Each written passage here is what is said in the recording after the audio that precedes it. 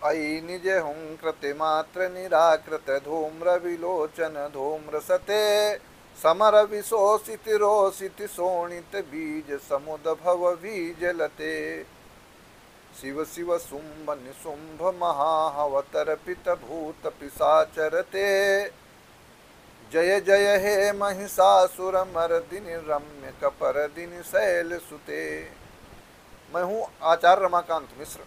अपने इस YouTube channel पर सभी दर्शकों का एक बार पुनः हार्दिक स्वागत करता हूं। आज मैं उत्तर प्रदेश के पूर्व मुख्यमंत्री श्री अखिलेश यादव जी की कुंडली का विश्लेषण जनता की विशेष आग्रह पर एक बार फिर करना चाहता हूं। जनता की मांग है और आवश्यकता के अनुसार श्री अखिलेश यादव जी को जो पिछले चुनाव में 2022 में साक्षात भगवान कृष्ण ने उनको दर्शन दिए थे कि तुम्हारी सरकार बन रही है, क्या वास्तविक रूप से 2022 में नहीं 2027 में इनकी सरकार बनेगी?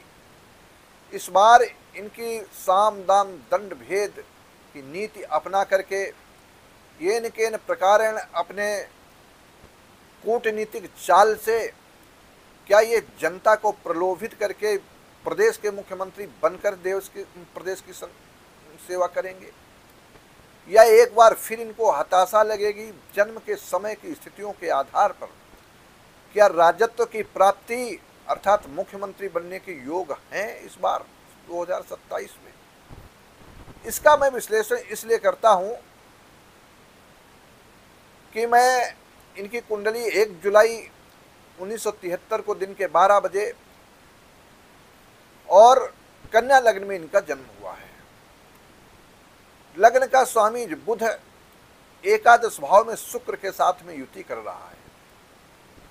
एकादश भाव में बैठा हुआ ग्रह सूर्य शुक्र और बुध दोनों लक्ष्मी नारायण योग बनाते हैं। जो शुक्र द्वितीयेश भी है और लग्नेश बुध है के साथ में युति कर रहा है। इनका जन्म कुंडली में जो पंचम भाव है वहां पर गुरु ग्रह नीच राशि में अर्थात मकर का गुरु बैठा है। शनि क्षेत्र यदा जीवा जीव क्षेत्र यदा शनि।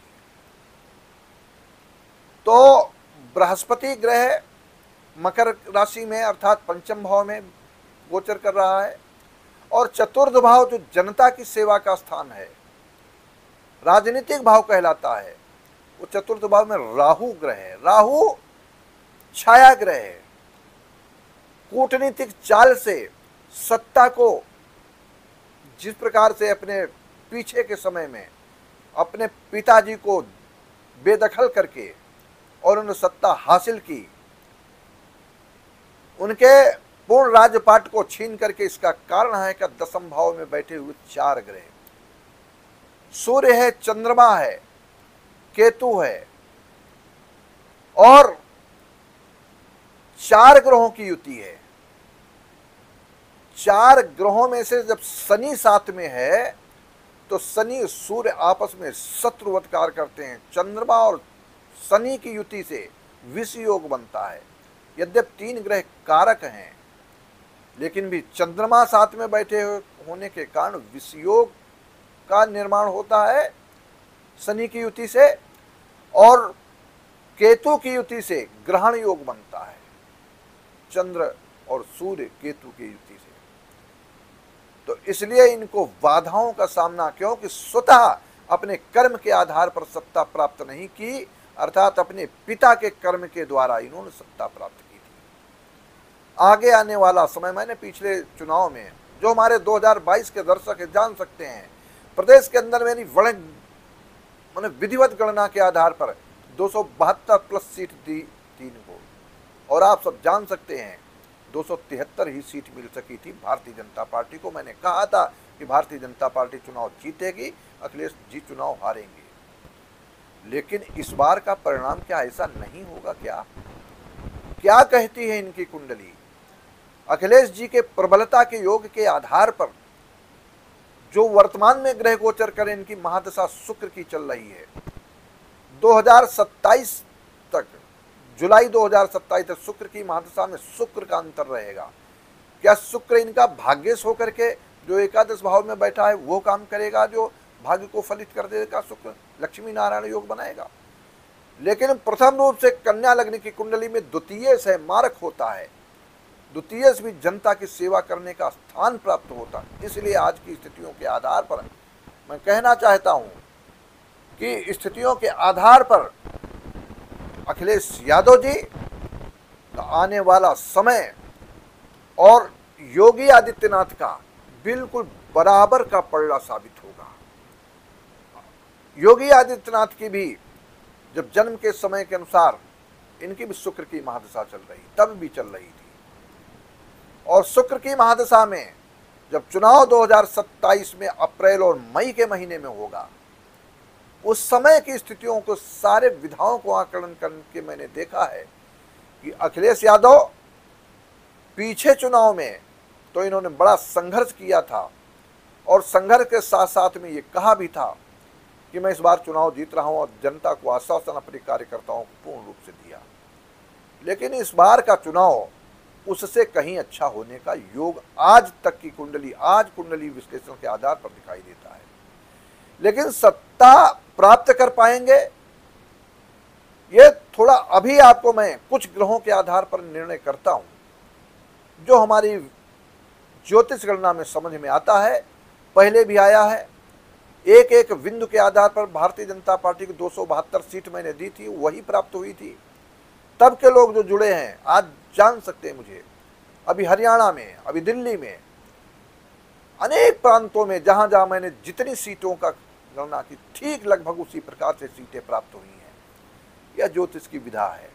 कुछ लोग ज्योतिषी किसी राष्ट्रीय चैनल या ऐसे राष्ट्रीय चैनल जो टीवी न्यूज चैनल हैं उनके आधार पर बोलते हैं, और बोलने के एक तो ऐसा भी ज्योतिषी है जो बाद में अपने अगर भविष्यवाणी गलत होती है तो अपना वीडियो डिलीट भी हो जाता है, ऐसा भी समझ में आया है।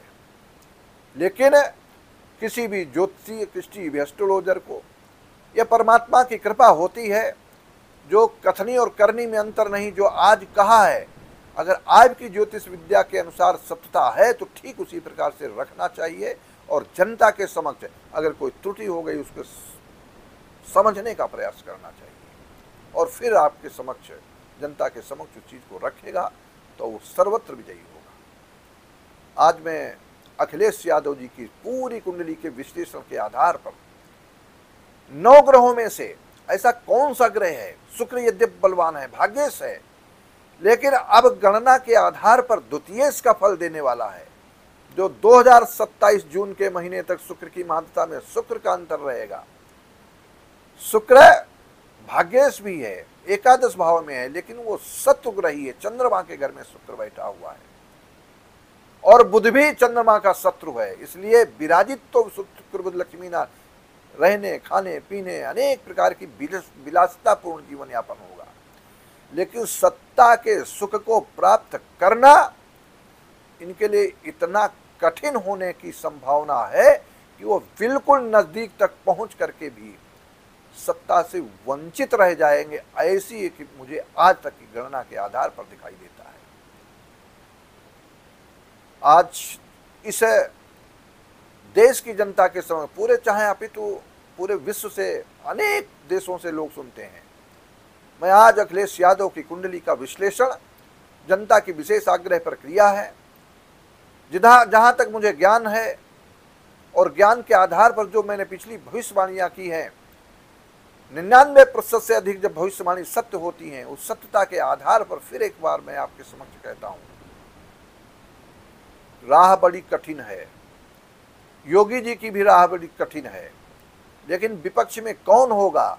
अखिलेश यादव जी की पार्टी से सप्तम भाव में बैठे हुए दृष्टिगत दोष के कारण, क्योंकि शनि दशम भाव में बैठा है और दशम दृष्टि से सप्तम भाव को देखता है, तो इनके अपने लोग इनसे बहुत अलग होंगे, ऐसे ऐसे विशेष नेता इनसे अलग होंगे, और एक साथ ये चुनाव लड़ने में इनको कठिनाई होगी, अर्थात सत्ता के सुख को प्राप्त करने में बाधाएं हैं।